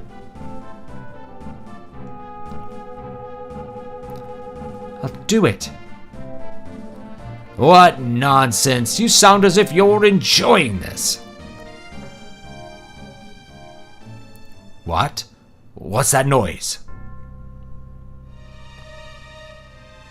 Emergency, Sir Bannon! Oh. Ouch. South Figaro. What's going on? What happened? Empire took Figaro, coming this way. They've found us. We haven't a moment to lose. Key. I know someone has to sneak into South Figaro and slow the Empire down, right? It's right up your alley. Good luck. Lucina, please wait for me. And please, don't let a lecherous young king who shall remain nameless near you. Key.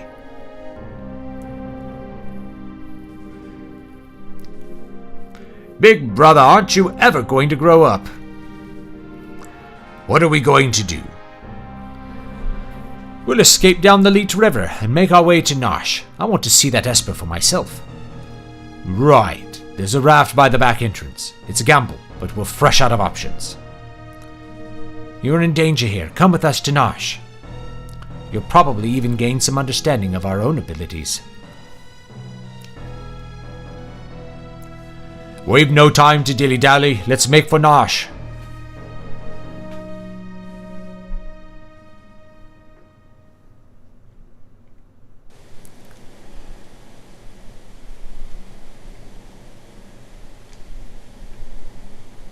Should have gotten a second pair of sprint boots. Here we go. This raft will take us to Nosh. Hop aboard the raft? Yes. Look at this beautiful, water area. Headed towards Nosh, but protect Bannon at all costs. If Bannon is put out of commission, your journey's over.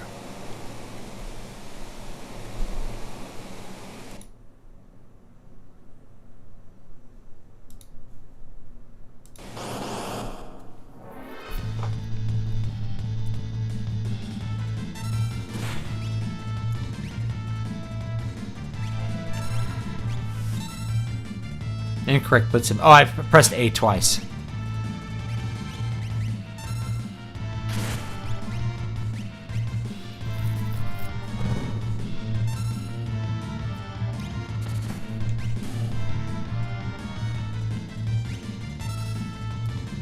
There we go.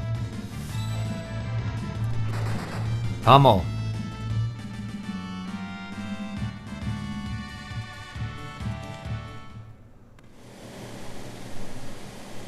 Which way? Straight, left, or right?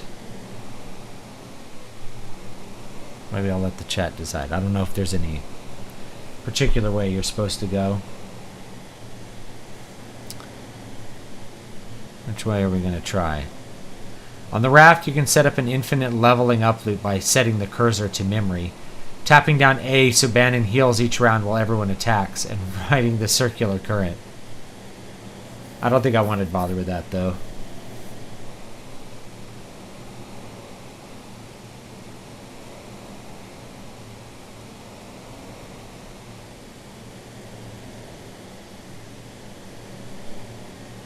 We'll try straight.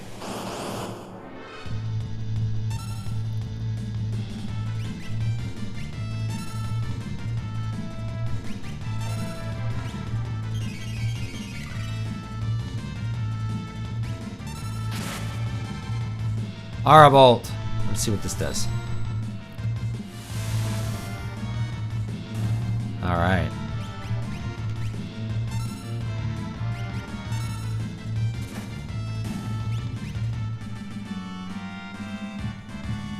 Do you want to grind before getting espers? I don't think I want to grind.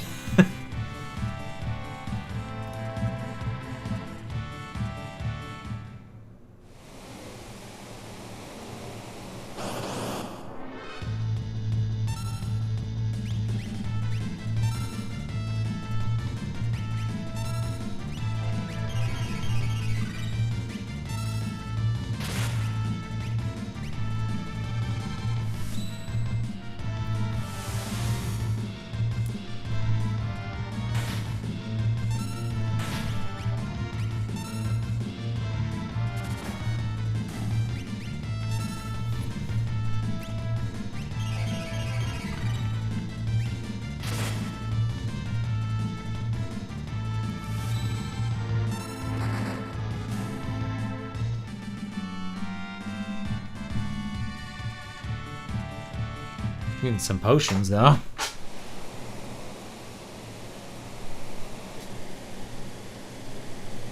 Here we go.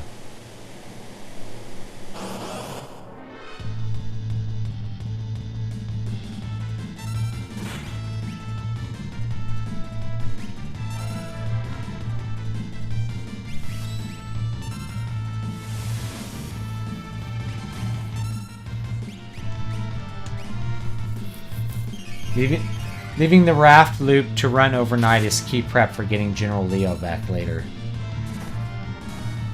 Really?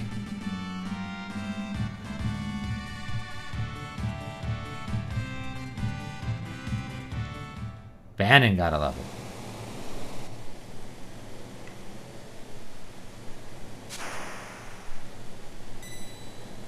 I mean, I can reload that and like make a loop.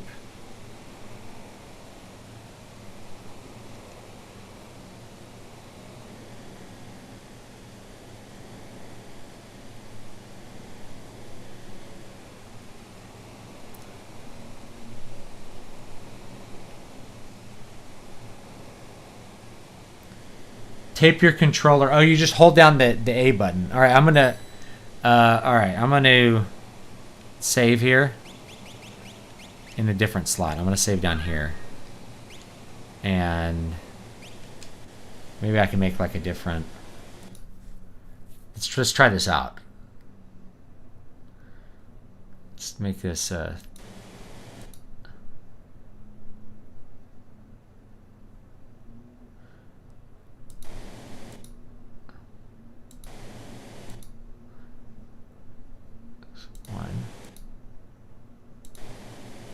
Uh-oh.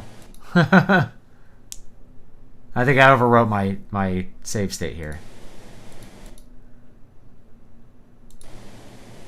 Oh, I see. Yeah, I tried to put it on number 2 here. Yeah.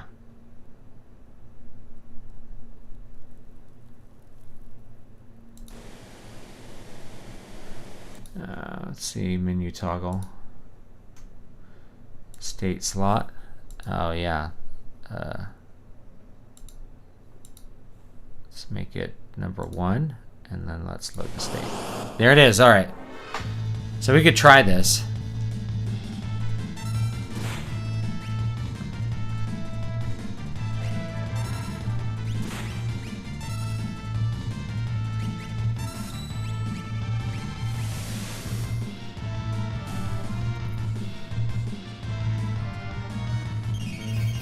It's choosing the branch that loops and having your character set to memory so that you do things like auto attack, auto crossbow, or heal for abandon. Okay.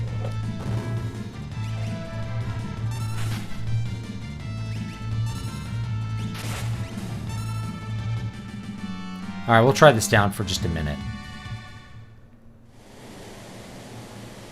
I think do we go left or right for the loop? Left or right? Let's try late. Left.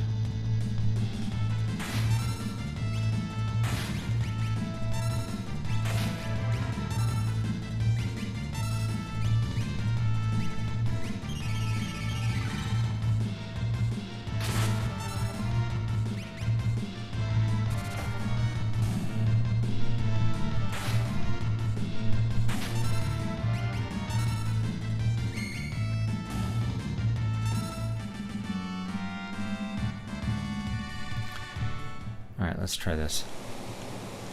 Oh, I can't set it right now, though. Yeah, I can't set it.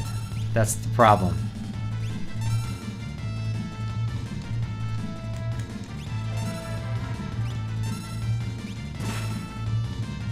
Yeah, that's the problem. I can't bring up the menu. I can't bring up the menu here. So I could reload the save that I made. Yeah, if we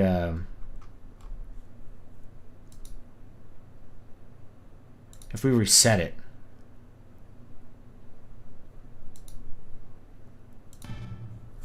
Here. There's a Game Genie code that puts him in the selection screen. Yeah, so we select this one, and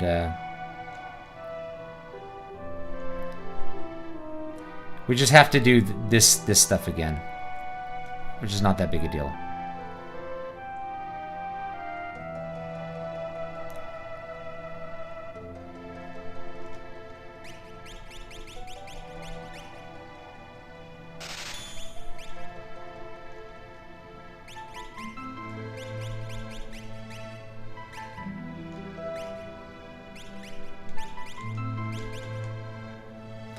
We have 2 sprint shoes, make it a little easier. Yes.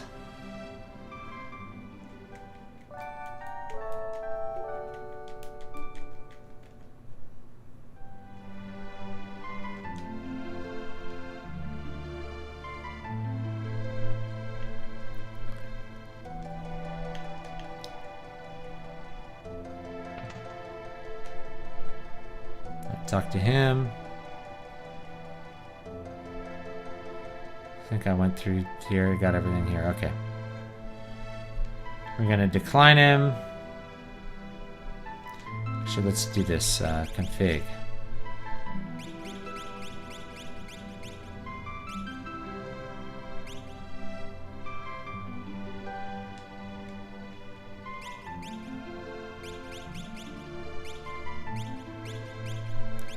Memory. All right.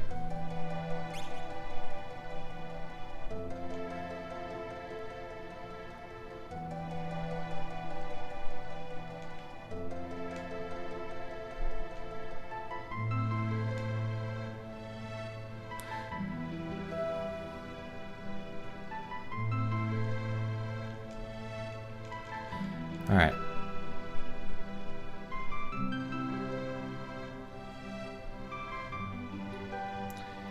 Just have to go through this again.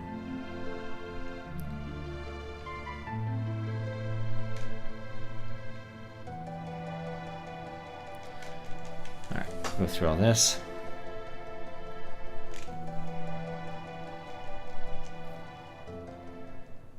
I think you might have to have a turbo controller to like make it work though. Which I could do.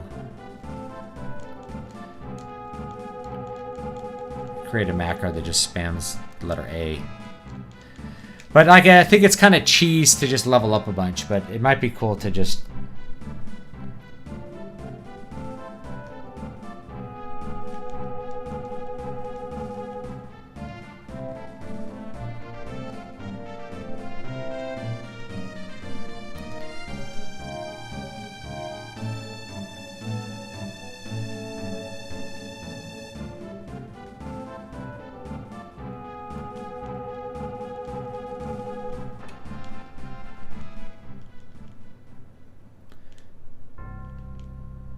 Alright. Note that at the next... It keeps getting... Message redacted. Okay. We'll figure it out. I'm out of time for today anyway, so... Out of time for today anyway.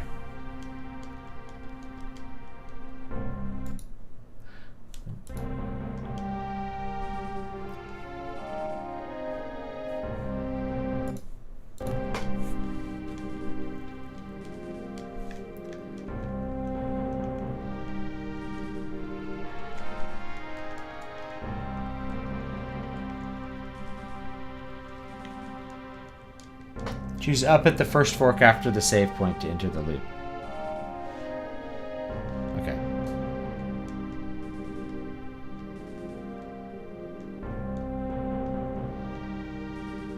I guess I didn't need to redo all this. It wasn't at the loop. Thought the loop was maybe at the beginning. Oh well, we wasted some time. It's no big deal. It's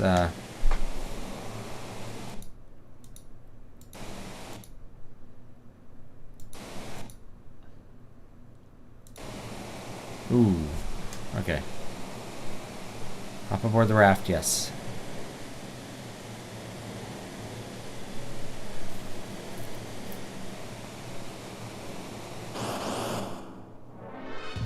Alright, so we will do this.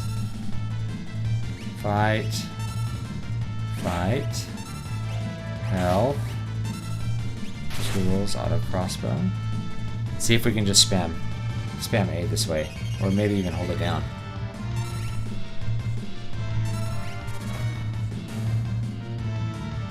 Yeah, I'm just holding down A. Let's see if it works. I'm not even having to press it, I'm just holding it down.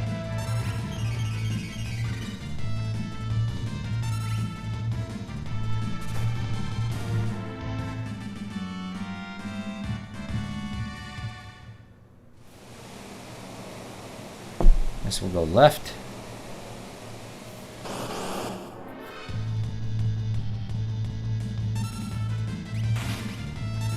There we go.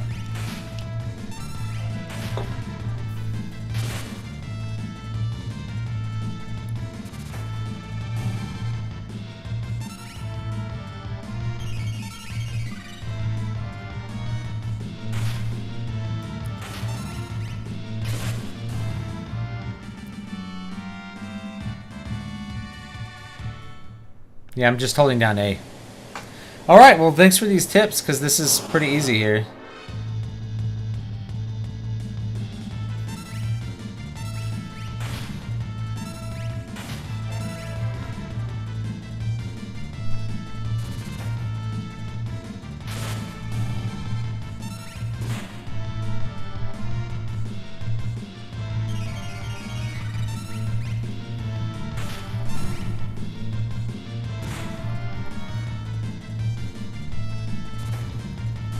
I've also been having fun with dungeon encounters, by the way. It's a super stripped down game. It's like gameplay only. Kind of interesting that they came out with it, but it's pretty fun so far. Because there's a lot to the systems, and there is actually some challenge into how you strategize and what you're going to do.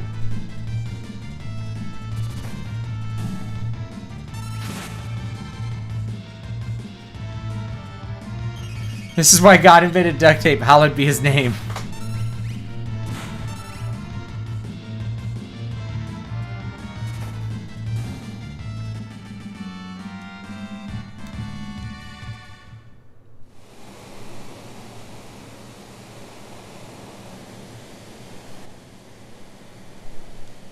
All right.